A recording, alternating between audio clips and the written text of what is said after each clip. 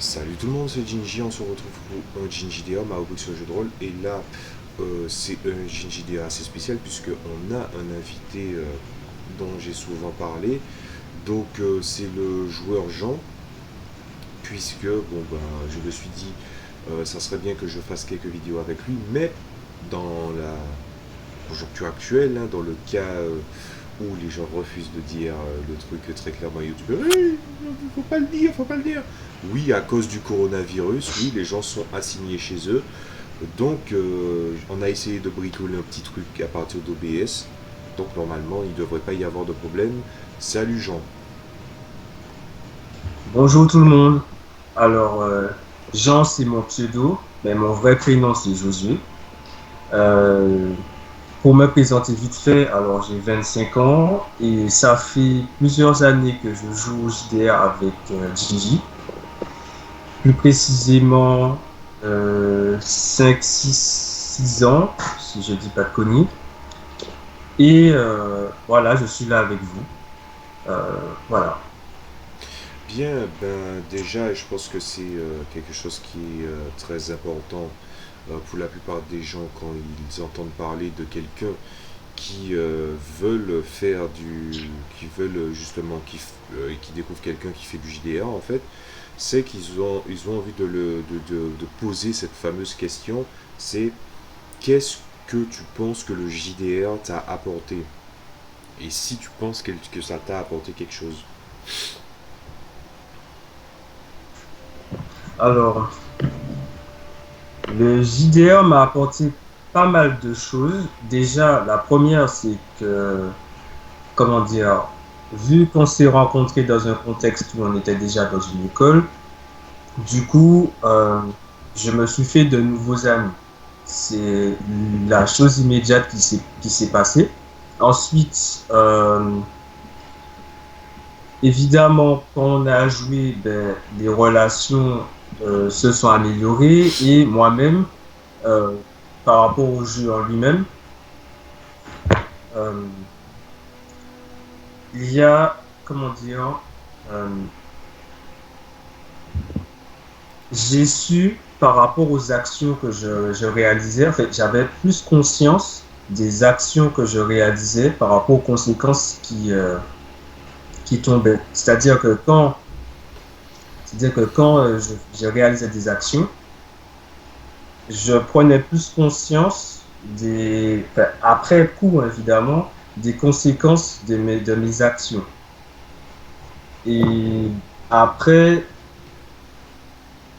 certes, je n'ai pas forcément appliqué tout ce que j'ai compris dans le jeu de rôle dans la vraie vie, c'est-à-dire les conséquences de mes actes, mais on va dire que c'est la chose que j'ai le mieux compris dans le jeu de rôle. Ok, mais tu sais, moi personnellement, quand j'ai posé la question, c'était pas dans le sens qu'est-ce que ça t'a apporté. Oui, le JDR t'apporte forcément quelque chose dans la vie, mais est-ce que des choses qu'on voit dans le JDR, les gens l'appliquent forcément? C'est pas dit en fait. C'est pour la simple et bonne raison que voilà, la plupart du temps dans les jeux de rôle, on joue des héros. Et est-ce que tout le monde se sent l'âme d'un héros ou de surmonter certaines adversités? Excuse-moi d'en douter un petit peu. Il n'y a pas de souci par rapport à ça. Euh, ben, est-ce que tu peux faire un tour je sais que tu vas pas te souvenir de tous tes persos, mais est-ce que tu peux faire un tour de tes personnages et les résumer? Évidemment, je le dis quand même par rapport au public. Euh, Évidemment, je vous l'ai dit, j'ai plusieurs idées en préparation, donc normalement, j'essaie d'être quand même assez, on va dire, assez restreint sur les informations que je donne, pour ne pas justement trop noyer les personnes dans quelque chose qu'ils n'ont pas vu. Donc, D'accord. du coup, je te dis que là, oui, tu peux, il n'y a pas de souci. De toutes les façons, au vu du contexte actuel, tu vois où je veux en venir. Vas-y, tu peux. Ok. Alors, pour commencer, mon tout premier perso s'appelait Kyoya. Euh, pour résumer, c'était un personnage. Je vais pas mentir, j'ai oublié pas mal de choses que j'ai fait avec Kyoya. Mais je sais que c'est un personnage qui se battait. essentiellement avec des, des armes comme des bolas. Euh, En fait, je me rappelle que d'une seule scène, c'est la scène où il y avait le duel qu'il avait contre, enfin, un duel arena, en fait. Du coup, je sais pas si je peux vraiment parler de D'où Kiyoya. le fait que je t'ai dit qu'il fallait que tu parles des personnages dont tu te souviens. S'il y a des personnages que tu te souviens pas du tout de ce qui s'y est passé, tu les zappes. Parce que moi, je me souviens de D'accord. ce que tu as fait avec le personnage de Kyoya. À tout casser, t'as fait trois parties. Ça explique pourquoi. Ok. Bon, je vais commencer par Kalan. C'est un personnage, c'est un personnage assez, enfin, c'est le personnage dont je me rappelle le mieux parce qu'elle m'a beaucoup touché. C'est une jeune femme qui a des, comment dire, de l'évolution des Yak. Et pour résumer, elle a quand même pas mal participé à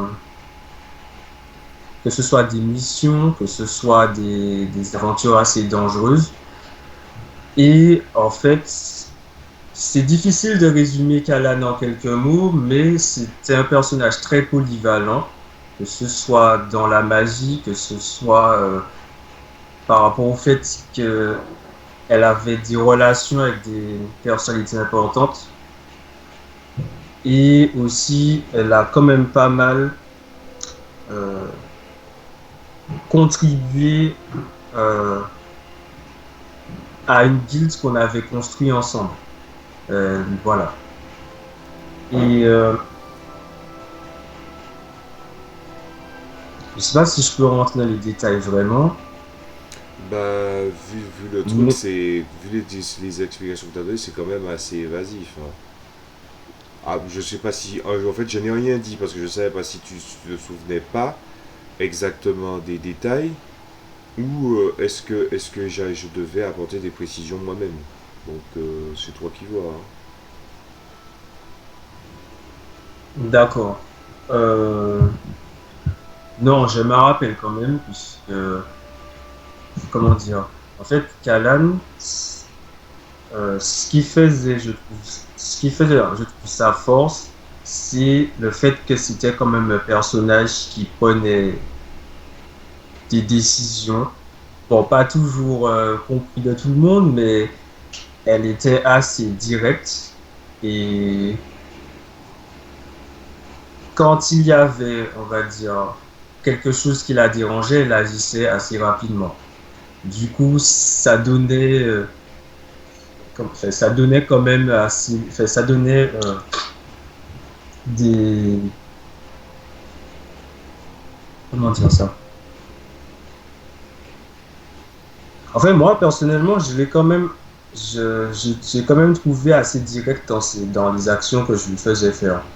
Voilà. Que ce soit pour se défendre, que ce soit pour répondre, que ce soit pour agir. Sauf que là encore, t'es évasif. Tu vois, quand je te dis de parler de ton perso, forcément, euh, tu vas parler de son caractère. Mais foncièrement, en fait, la plupart des personnages, par défaut, ont ce trait-là. Puisque de toutes les façons, comment dire ça? Dans le jeu de rôle, la plupart du temps, les personnages qui sont pas travaillés, leur tempérament, c'est leur façon d'agir. Tu vois ce que je veux dire? En fait, il n'y a pas de différence. Donc, voilà. Après, s'il faut donner des détails, moi je vais en donner. Euh, Kalan, c'était quelqu'un qui était assez porté sur les arts énergétiques, donc tout ce qui est magie, le ki et certaines autres pratiques. Et c'est une race d'ailleurs comment dire ça, qui va dans ce sens-là, tout en sachant que, pour expliquer un petit peu, parce qu'il a dit oui, l'évolution des Yak, effectivement, pour expliquer un petit peu le truc, dans l'univers principal, il y a, on va dire, un phénomène mystique qui est arrivé, qui fait que, on va dire qu'il y a un anthropomorphisme qui a été magnifié sous la base de deux races, puisque ça dépend de la personne qui active ce phénomène. donc qui ont des traits anthropomorphiques plus proches de ces créatures-là que de leur forme en fait bestiale.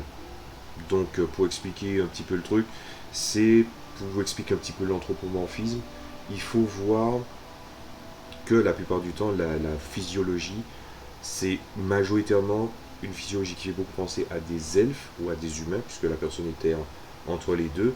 Et dans certains cas, quand par exemple on se trouve face à une créature qui est beaucoup trop singulière par rapport au type de truc, ben ils ont quand même une apparence humanoïde, mais il y a de côté, certaines facettes ressortent un petit peu comme par exemple les créatures insectoïdes, et bien d'autres évidemment.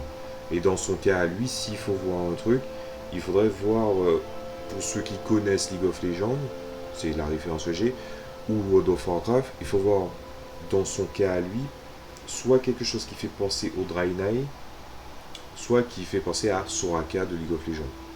Voilà. Donc c'est-à-dire une humanoïde, une forme féminine très marquée, des sabots, une physiologie des jambes légèrement différente. Voilà. Bah, tu as quand même perdu de temps sur un seul perso. Donc je vais essayer d'avancer un petit peu pour qu'on puisse continuer. Il ne faut pas que la vidéo fasse plusieurs trucs non plus. Donc il a joué, je ne vais pas résumer tous les personnages, mais il a joué pas mal de personnages qui sont controversés. Pas par rapport à ses actions, mais c'était des personnages qui en fait défiaient finalement ce qu'on appellerait des fois soit la logique, soit le sens commun, un ou l'autre. Vous avez ceux qui sont déjà abonnés à ma chaîne, ils savent certains trucs, puisqu'il y a même des gens qui croient que le joueur Jean jusqu'à présent il n'existait pas, et que c'est un exemple pseudonyme pour cacher des tas de mes joueurs derrière. Mais non, c'est bel et bien lui et lui seul, tous les exemples que j'ai donnés quand je disais le joueur Jean. Et justement, qu'est-ce que j'allais dire? Le truc aussi, c'est, je pense que, quelle est selon toi la chose la plus difficile que tu as eu à faire pour assimiler le jeu de rôle? La chose la plus difficile. La chose la plus difficile. En fait, il y en a eu des tonnes, mais Bah, Citizen 3. j'ai fait. Hmm. J'ai dit, bah, Citizen 3. J'ai pas compris. Si tu trouves qu'il y en a beaucoup, Citizen 3. Et puis, D'accord, d'accord. Bon, en tout cas, je sais que la première, c'était par rapport au personnage Neil, où en fait, euh, j'avais beaucoup de mal à comprendre l'erreur que je venais de faire, puisque j'avais mis en danger quand même pas mal de personnes. Et j'étais, il fallait que je prenne une décision pour la suite. Et en fait, j'étais à deux doigts soit d'arrêter le jeu de rôle, soit de me remettre en question. Bon, finalement, j'ai opté pour la deuxième option. je vais quand même rappeler le contexte parce que, en fait, encore une fois, on a expliqué, oui, voilà, est-ce que ça aurait été une raison pour quitter le jeu de rôle? Non. Mais en fait, perdre un personnage pour des raisons stupides, ça ne plaît à personne. Je vais expliquer public c'était quoi le souci. En gros, ils sont en train de marcher, ils quittent un village qui permettait d'avancer dans une enquête. Alors, il y a des individus qui au départ ont posé problème, puis ensuite il s'est avéré que les individus n'étaient pas seuls puisqu'ils étaient protégés par un sniper. La logique voudrait que quand tu es face à un sniper, tu te planques, tu te trouves un couvert.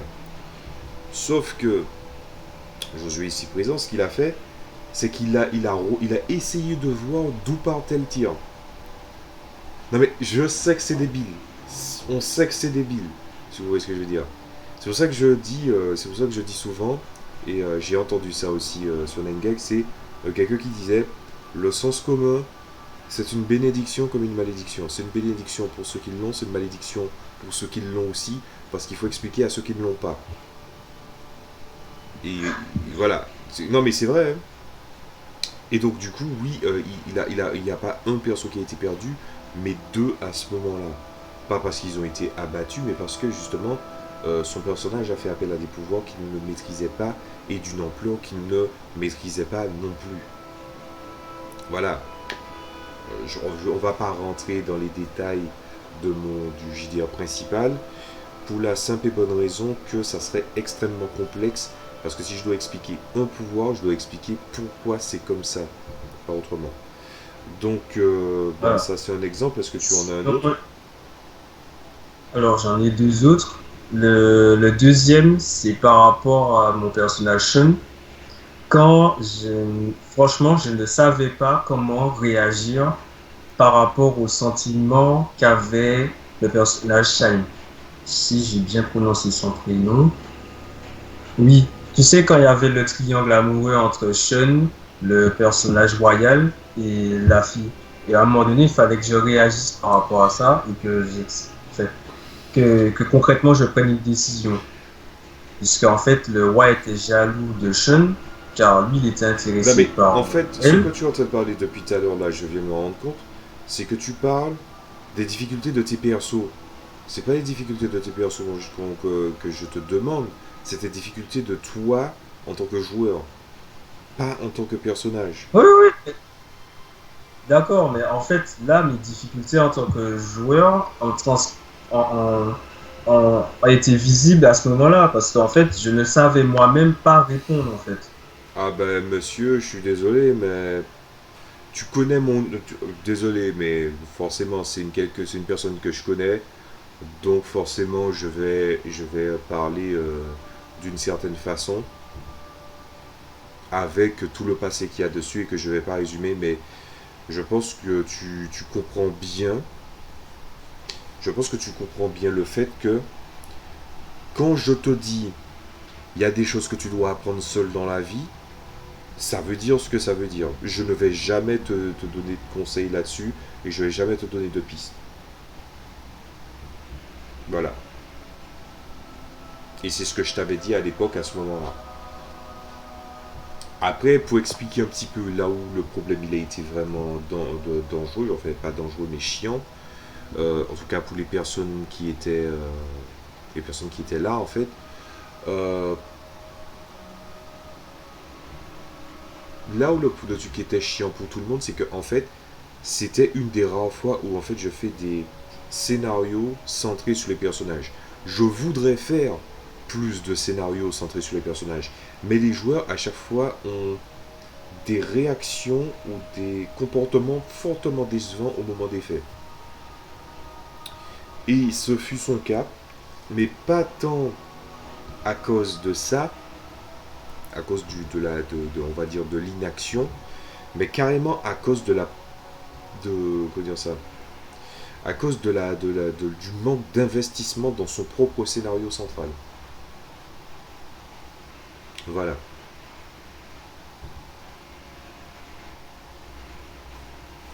En tout cas, je sais que si je l'ai cité comme problème, c'est que je sais que dans la réalité, dans un cas comme ça, je sais que j'aurais pas su répondre non plus. Mais C'est aussi pour ça que, mais, mais, mais c'est bien ça que je dis. En fait, on va pas parler de trucs personnels plus longtemps, mais ce que j'essaie de te dire, c'est que tu as eu un problème qui était autant valable en tant que joueur que personnage, et qu'il y a un manque d'investissement que tu as en général. Et à chaque fois, ça te baise. Et c'est un manque d'investissement émotionnel. C'est pas le jeu de rôle qui est mis en question. C'est pas non plus ton scénario qui est mis en question. Ce problème-là, tu l'as en tant que personne. Tu ne l'as pas en tant que joueur ou en tant que joueur qui interprète un personnage. C'est toi qui l'as. Et c'est pour ça qu'à chaque fois, tu te casses la gueule dans ce genre de situation. Bon, désolé de donner des détails personnels là-dessus, mais c'est pour bien comprendre où est le problème pour qu'on puisse facilement aussi passer à autre chose. Donc, est-ce qu'il y a ok, autre chose ou bien... c'est un nouveau exemple. Ok. Je dis ça dans le sens que le troisième, c'est un peu le même problème, donc c'est pas. Oui, Voilà. oui, oui, pour résumer, en gros, la majorité des problèmes qu'il a, c'est des problèmes qui venaient de lui et pas de ses personnages. C'est assez compliqué, mais je t'aurais demandé, du coup, qu'est-ce que tu penses du fait qu'est-ce que tu penses du fait que ton personnage, il avait tendance à, en fait, pas ton personnage, mais toi, tu avais tendance à faire des résultats de jet qui étaient assez improbables et même que tes réactions qui semblaient être stupides fonctionnent. Mais moi, j'ai une règle dans le JDR, c'est si ça fonctionne, c'est que ce n'est pas stupide. Voilà. Ça permet Ben, d'empêcher de en se prendre la fait, tête. Mais pour le coup, je ben, vais en pas. fait, Mais le truc, c'est qu'on va pas traiter ça là, puisqu'on va traiter ça dans une d'accord. autre vidéo. Ok. Il vaut mieux. Il vaut mieux. Bon, ben. Du coup, ben. Si tu avais quelque chose à refaire à la table, et que tu voudrais améliorer, qu'est-ce que tu aurais refait?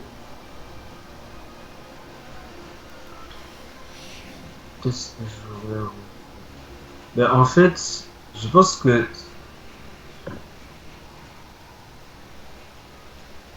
je dirais préparer davantage quand même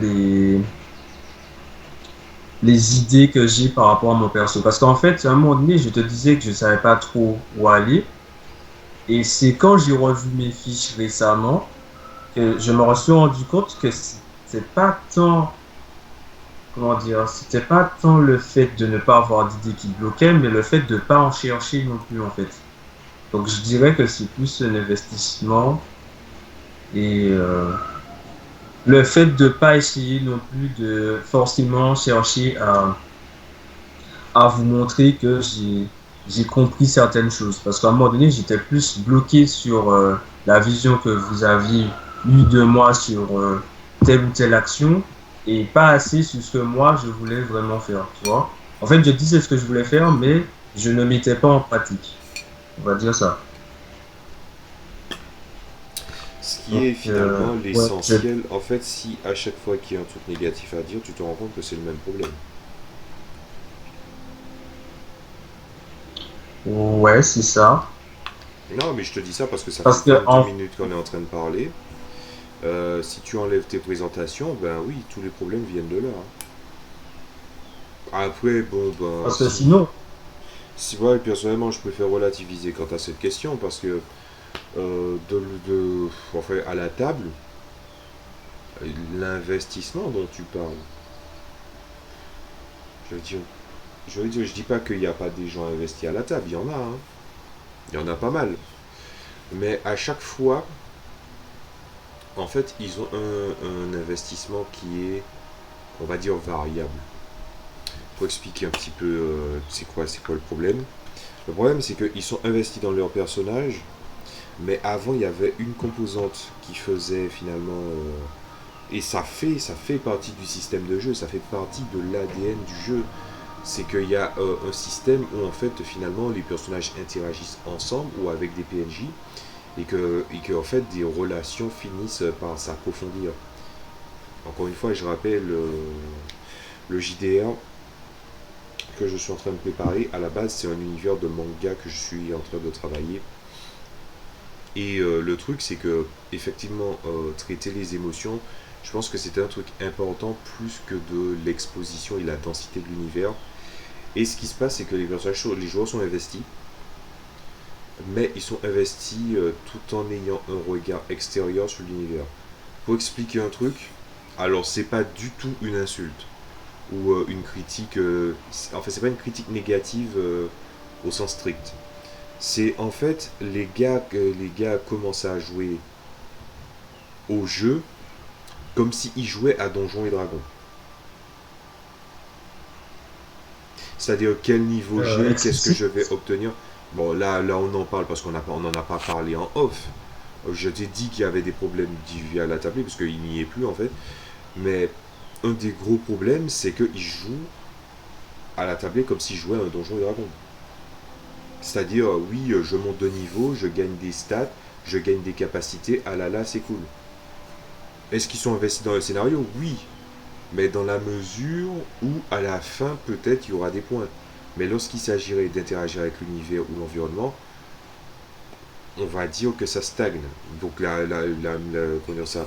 C'est pour ça que d'ailleurs, j'ai une des raisons qui a été utile. Pour moi, ça a été un bon prétexte pour pouvoir mettre le système de saison. Puisque maintenant, je fais des sessions pendant une période, et ça fait une saison. Et la saison 1 a fini il n'y a pas longtemps. Ben, la saison 1, c'est quoi, finalement? C'est qu'il y a certains problèmes qui venaient de la saison 0, ils l'ont réglé. Il y a des nouveaux problèmes parce que le monde est en train de changer. Parallèlement, les personnages changent, mais ils sont toujours enfermés dans ce côté, on va dire, assez rigide du jeu de rôle, c'est-à-dire qu'ils jouent en mode... pourtant, c'est un jeu où j'utilise le théâtre de l'esprit plutôt que du tabletop, et ils jouent avec un esprit un peu joueur de tabletop, alors que le jeu ne s'y prête pas vraiment, en fait. Et ce qui vient à se passer, c'est que la fin de la saison 1 marque un truc, c'est que autant dans les saisons précédentes, enfin plutôt dans les campagnes précédentes, il y a un gros problème à ce niveau-là, et jusqu'au personnage de Callan, donc c'est-à-dire jusqu'à l'âge d'or, où l'âge d'or était impeccable à ce niveau-là, il y a eu une dégénérescence, et là, la saison 2 est là pour justement corriger le truc. Surtout qu'ils ont intérêt à le faire, parce que l'adversité prendra de plus nombreuses formes qu'avant. Voilà. Mais on va un petit peu s'écarter de ça, et je pense que si on doit parler de sujets de ce qui se passe à la tablée, de regard, on va dire, distance, avec une certaine distanciation, on fera une vidéo à part pour ça. Mais, alors c'est une question qui, évidemment, est assez intéressante, c'est qu'est-ce que tu n'as pas aimé dans le jeu de rôle? Pas le jeu de rôle, un jeu de rôle en particulier, mais le jeu de rôle au sens large. Qu'est-ce que je n'ai pas aimé? Oui.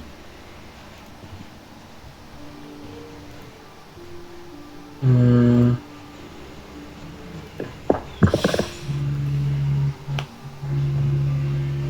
C'est vrai que je me suis jamais posé cette question-là, mais je dirais, euh,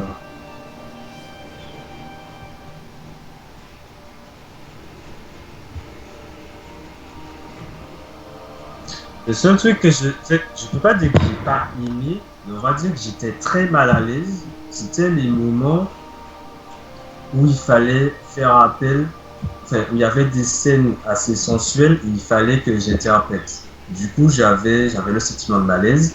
Je savais pas rebondir. Ah bah, bon, Mais ok. Non, continue. sinon, je dis pas que j'ai aimé, je dirais que j'étais plutôt dans l'embarras. On va dire ça comme ça. Ah, non, mais t'inquiète, hein, ça c'est tous les jeux, tous les rôlistes qui ressentent ça à un moment donné, hein. Dès que tu commences à parler de scènes d'amour, de sexe, et tout ça, ton personnage bloque. Et alors je préviens quand même parce que on a déjà posé la question, donc reportez-vous au RPG Week sur comment je traite la sexualité et la romance dans le jeu de rôle. La romance, il y en avait, il y en a beaucoup moins maintenant, mais ça va peut-être être amené à changer. Euh, alors ce qui se passe dans l'essentiel des cas, je préfère que les gens ne décrivent pas ce qui s'est passé. Enfin, il faut pas expliciter.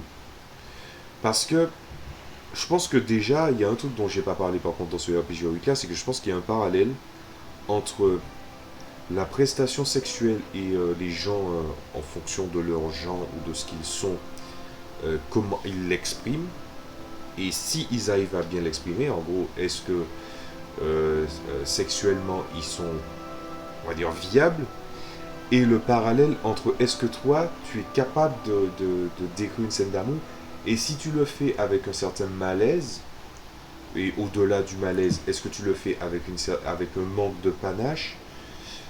Ben, du coup, cette prestation-là aussi, je pense que ça peut créer un sentiment de jugement. Bon, bah, donc du coup, oui, la plupart des joueurs, une bonne partie des joueurs, sont très mal à l'aise par rapport à ça. C'est pour ça que la plupart du temps où j'ai traité on va dire ça, des scènes comme ça, je les ai traitées avec des joueurs en dehors des parties en interlude, euh, en interlude rôlistique, hein, évidemment. Et du coup, aussi, il y a des fois où, je crois qu'il y a au moins une fois où j'ai plus ou moins expliqué une scène de sexe. Je crois que c'était avec toi en plus, pour t'expliquer pour t'expliquer que la scène de sexe, et tu as vu que je n'ai pas été explicite, j'ai été implicite sur les émotions, sur le ressenti et sur les choses. Mais même là, ça peut bloquer certains joueurs et ça peut les mettre mal à l'aise.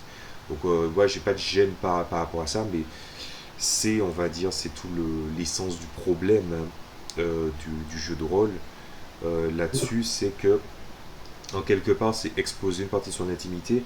Et finalement, avoir plusieurs personnes à la table, ça donne presque un sentiment de voyeurisme aux gens. Un voyeurisme qui est assumé ou pas, ou caché ou pas. Vous voyez ce que je veux dire par là. Donc, Je suis d'accord. c'est vraiment une question compliquée, en fait. Voilà. Mais sinon, pour répondre à ta question, ouais, je dirais qu'il n'y a pas grand-chose, il y a pas vraiment de choses que je n'ai pas aimé dans le JDR. Bien, ben, à ce moment-là, on va Euh, parler de quelque chose, d'un truc sur la pratique du jeu de rôle à ma table. Est-ce que tu penses que cette pratique, puisque c'est pas tout le monde qui le fait, est-ce que tu penses que la pratique atypique, qui est justement les interludes rôlistiques ou bien les ellipses, allez voir les vidéos correspondantes, est-ce que, est-ce que cette pratique-là, qui normalement n'est pas spécialement obligatoire dans ce jeu de rôle, mais qui permet de régler pas mal de problèmes, qu'est-ce que tu en as pensé de ces trucs-là?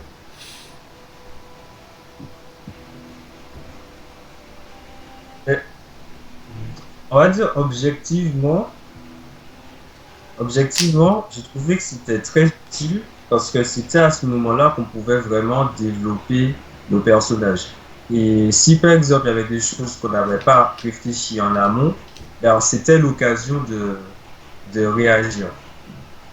Mais après, on va dire que je pense, ça c'est moi personnellement, il y a des moments où c'était bien tombé et que je le faisais sérieusement, et il y a des moments où j'avais pas spécialement l'envie de le faire. Mais je le faisais quand même et ça donnait des résultats catastrophiques. On va dire que dans les faits, en tout cas surtout dans tes jeux, Mhm. je trouve que ça a sa place et que c'est assez utile, que ça permet de fluidifier certaines choses, parce qu'il y a beaucoup de choses à traiter, que ce soit dans nos personnages ou dans l'environnement qu'on visite, qu'on découvre, et on ne pourra pas forcément tout faire dans la partie. Parce que, par exemple, si par exemple on veut se chercher une maison, on peut se chercher une maison dans la partie, mais comme on est souvent en groupe dans la partie, donc forcément, soit on va le mettre de côté, donc on peut le faire sous forme d'interlude ou d'ellipse, ou voilà, en tout cas, ça permet de faire certaines actions utiles, mais pas forcément dans la partie. Donc pour moi, je trouve que non, ça a son utilité. Ouais, ouais. Après, bon, il faut quand même ajouter les petits bémols pour équilibrer. C'est-à-dire que pour certains joueurs, c'était la course au grind. Alors, bon, je pense que tu ne sais pas qu'est-ce que le grind, mais moi je vais expliquer même à ceux qui ne savent pas qu'est-ce que le grind. Le grind, en gros, c'est la course à l'optimisation, surtout de l'optimisation d'équipement, de pouvoir, de ce genre de choses-là. Ça a été beaucoup de prétextes à une course au grind pendant un moment. Du coup, à chaque fois, je demandais un effort là-dessus. Des fois, il y a des moments où je dis qu'il fallait plus raconter ce que les gens faisaient. Et de l'autre côté, il y a des moments où ça pourrait être de la course au grind. Je mettais quand même certaines limites. Puisque le grinding dans le JDR, donc c'est-à-dire la volonté d'optimiser son personnage à tout prix avec tout ce qui est possible, je trouve que c'est contre-productif en plus d'être chiant. Par exemple, pour te donner un exemple, Josué, dans un Pathfinder, admettons, je trouve une épée en acier, magique, donc ça veut dire qu'il a le statut magique, donc il peut taper des créatures magiques. Ben, en fait, si j'ai cette épée-là, est-ce que je vais retourner tout le pays dans lequel je suis pour trouver une épée plus 1, alors que j'ai déjà une épée tout court? Le grind, c'est un peu ça. Voilà. Et du coup, il y a des moments où le grind était vraiment malaisant. Et c'est vraiment à force du temps que ça a fini par se régler. Mais en matière construction narrative et de personnages, ça n'a pas été nécessairement bénéfique pour tout le monde. On a montré que des personnages, ou plutôt des joueurs en fait, euh, étaient pas trop emballés sur le fait de décrire un lourd, pas un lourd passé, mais un lourd background derrière, mais de faire un personnage dans l'instant présent, mais qui est assez creux. Et dans certaines scènes marquantes, c'est-à-dire quand des personnages viennent interagir en, on va le dire, hein, dans des situations dramatiques en se disant ah mais je vais faire un discours pour convaincre les gens, ben en fait il suffit de regarder les traits de personnalité du personnage, sa façon de se comporter jusqu'à présent, les jets étaient minables et les résultats étaient minables. Et du coup ça a nivelé vers le bas.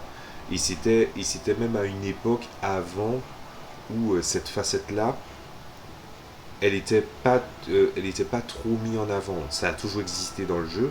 Le fait que le personnage il avait des traits de personnalité et aussi en fait, des émotions, des liens ou des choses comme ça. Mais en dehors des relations entre personnages, il y avait quand même ce côté où tu sens que les joueurs, plus précisément dans ce cas précis, le joueur, tu sens qu'il est là pour faire une partie et pour montrer que oui, il sait bien jouer. Mais le problème, c'est que quand le jeu de rôle prend en compte à la fois la relation que tu as avec les gens en tant que comportement, mais aussi le discours que tu as, ben, quand ça se résout, ben, le jet il est faible. Et quand tu te viandes, ben, les conséquences c'est grave. Les conséquences sont très très graves en fait. Voilà. Alors, on est déjà à 37 minutes. Je vais essayer de faire vite pour les prochaines fois. Alors, je pense que ça sera en rapport surtout avec la prochaine vidéo. La question que je me dis, c'est euh, est-ce que tu as toujours des réflexions autour du jeu de rôle, même du fait que tu ne sois pas un joueur actif et que tu es là que pour les one-shots? Est-ce que tu penses au jeu de rôle ou à certains angles de réflexion, de façon de faire? Alors, ça m'arrive quand même parfois. Bon, beaucoup moins que depuis que je ne joue plus. Mais ensuite, en fait, les réflexions que j'ai, c'est surtout par rapport aux actions que j'aimerais mener dans les one-shots déjà et au niveau narratif aussi. C'est-à-dire, comment dire, c'est-à-dire par rapport au background, tout ça. Je Mhm. dis ça surtout par le fait que, vu qu'en ce moment, en fait, de, j'essaie de me remettre à l'écriture. C'est quelque chose que j'ai découvert récemment que j'aime bien. Du coup, je me pose quand même des questions à ce niveau-là. Voilà. Je pense qu'on en parlera, mais en dehors de la table, de ça. D'accord. Parce que il y a peut-être une opportunité qui va s'ouvrir. Après, il faut qu'on fasse les deux one-shots restants de la quadrilogie du Grimoire. En gros, bah, j'en ai déjà parlé, Effect- j'en ai déjà parlé sur ma chaîne. En gros, c'est un groupe c'est un ensemble de 4 one-shots où en fait les personnages s'incarnent eux-mêmes et ils sont dans des mondes fictifs que la plupart du temps ils connaissent plus ou moins bien et que du coup ils interagissent avec et leur but c'est justement d'essayer de rentrer chez eux en essayant d'accomplir certaines actes. Et le premier c'était sur Final Fantasy. Surtout les Final Fantasy, on va dire, secondaires. C'est-à-dire les Final Fantasy, c'est un mélange des univers de Final Fantasy Crystal, Tactics Advance, Tactics, ce genre de Final Fantasy. De toutes les façons, c'est mes Final Fantasy préférés. Les Final Fantasy de la trame principale, Trame principale, enfin, il y a des Final Fantasy qui existent en tant que tels, mais voilà, on peut écarter évidemment le 11 et le 14 dans le tas, puisque moi je les mets dans les secondaires aussi. Donc ils ont fait un one-shot là-dessus. Le second one-shot, c'est Pathfinder, mais c'est dans un univers médiéval, fantastique et fantasy, qui mélangeait plusieurs univers, c'est-à-dire Gauntlet Dark Legacy, Warlords Battlecry, Sacred, même si on n'est pas du tout allé en Caria, mais c'était prévu, et pour finir, le monde de Total Annihilation Kingdoms. Voilà. Et ce one-shot là, je pense que c'est le one-shot où j'étais le plus investi. Et en fait, à chaque fois dans ces one-shots, il y a un des personnages qui devient le personnage central. J'étais le personnage central à ce moment-là. Voilà. Et du coup, le troisième qu'on a à faire et que justement je suis censé écrire, c'est sur Bleach. Et le quatrième, c'est un univers qui sera surtout du space opéra et de la science-fiction. Voilà. Donc, qu'est-ce que je pourrais dire? Est-ce que tu as quelque chose à dire de plus par rapport aux gens qui suivent la chaîne ou par rapport à moi en fait? Alors là, tout de suite, non. En fait, la seule chose que je me demandais, c'est pourquoi, en fait, pourquoi penser que j'étais pas spécialement. Tu vois, quand tu as dit au début que tu pensais que Jean peut te dire moi que j'existais pas à la limite, en fait, qu'est-ce qui leur faisait, pourquoi cette question-là, en fait? Pourquoi ils se sont dit ça? Je pense que Jean, déjà quand tu regardes Jean et que tu veux, je crois que l'équivalent de Jean dans les trucs anglophones, c'est John. Donc je pense Oui, il y a un côté très alias en fait. Tu vois, est-ce que à cette époque-là, il y a beaucoup de gens qui s'appellent Jean tout court en France, par exemple? Il y a pas que des gens en France, il y a des gens qui sont aussi du Québec qui regardent les vidéos de notre côté de l'Atlantique en gros, puisque nous on habite en Martinique. Et je pense que le Jean, il a un côté alias. Je pense que ça a joué. Et ensuite, quand tu rappelle-toi des nombreuses choses que tu as fait qui, euh, qui manquaient cruellement de sens commun et qui étaient tellement des fois stupides au possible, mais que des fois ça fonctionnait, des fois ça fonctionnait pas. Tu vois? Et tu te dis, oui, mais oui, ça ne peut pas être une personne seulement. C'est plusieurs personnes, en fait. Je pense qu'il y a ce côté-là. Et voilà. Et puis aussi, ça a le côté aussi très exemple de dire, oui, la personne Jean, oui, il a fait ci, il a fait ça. Donc, ouais, voilà. Après, c'est vrai que je parle toujours en tant que... Je parle toujours des joueurs en tant qu'identité à la tablée, pas sur l'identité personnelle. Tu vois, je parle pas de la personne, du truc en tant que personne. Et d'ailleurs, pourquoi je le fais pas, c'est parce que, comment dire ça, je pense que c'est un léger rapport avec la confidentialité. Donc je ne parle pas des personnages, enfin des personnages joueurs, et surtout la personne qui est derrière. Je ne parle pas du joueur en question. Je pense que ça a beaucoup joué en fait. Voilà. je vois. Et ok.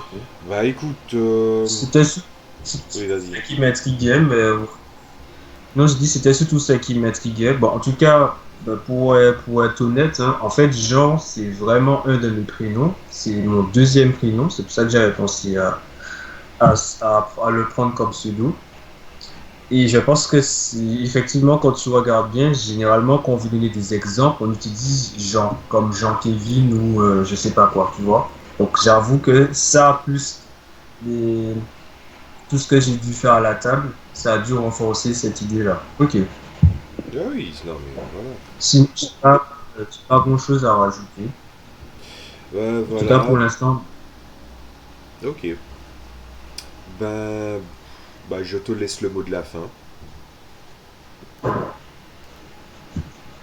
eh bien, pour terminer, je pense que ce que je pourrais dire, c'est que, on va dire, en tant que joueur, enfin, quand j'étais actif, je pense que ce que je peux dire en tout cas à la fin, c'est que j'ai quand même beaucoup aimé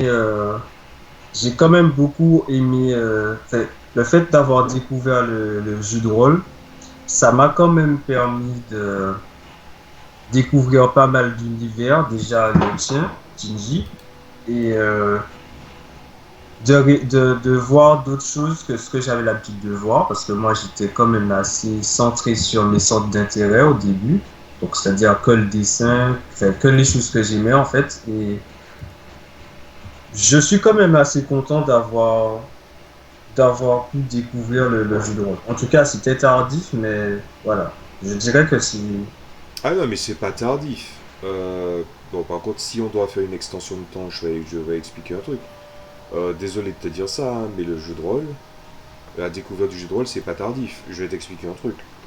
C'est pour les gens qui sont de notre côté de l'Atlantique, à moins qu'ils soient des Antilles françaises, ils le savent pas tous. Mais tu vois, du coup, il y a eu des cas avec le jeu de rôle. Tu vois, il y a eu le jeu de rôle qui a été présenté comme une pratique atypique. J'ai vu une archive de l'INA de 1984, il y a déjà une semaine de ça. On te montrait des jeux de rôle. Bon, t'as le côté des Français, ils essaient de parler du jeu de rôle, mais quand ils parlent d'un truc qu'ils ne maîtrisent pas ou un truc que les jeunes font, bon, tu sens qu'ils le tournent en dérision, ils ne prennent pas la peine de regarder. Hein.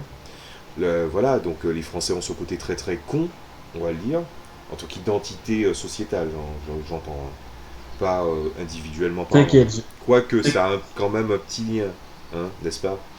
On va pas, bon, si on continue comme ça, je vais parler des journalistes, on va pas s'entendre. Mais rien, pas grave. ensuite, une fois arrivé dans les années 90, il y a eu un reportage d'une journaliste qui s'appelle Mireille Dumas, qui a fait beaucoup de mal au jeu de rôle en essayant de dépeindre ça comme quelque chose de mauvais, de négatif.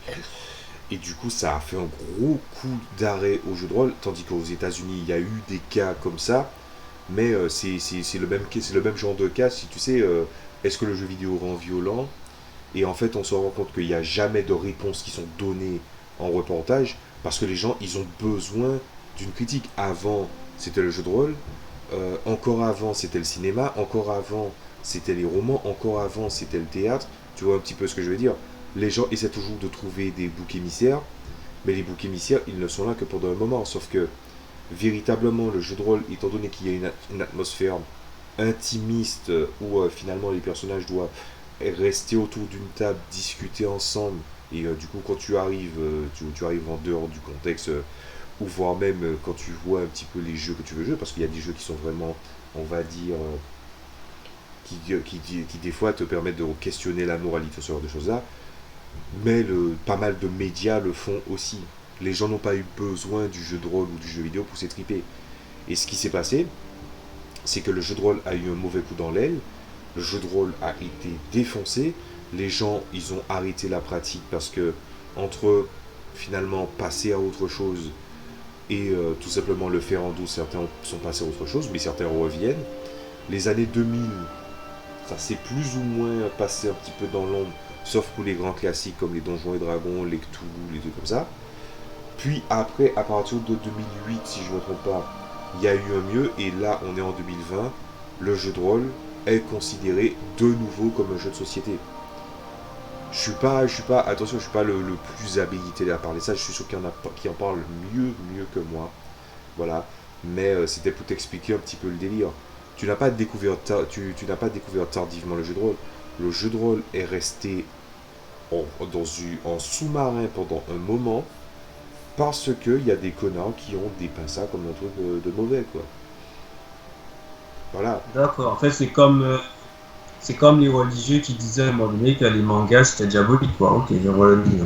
Oui, c'est ça. Non, mais c'est tout le problème. Par exemple, les comics, on est en train de drifter, mais les comics français, les comics de notre côté, du côté européen, ça existait.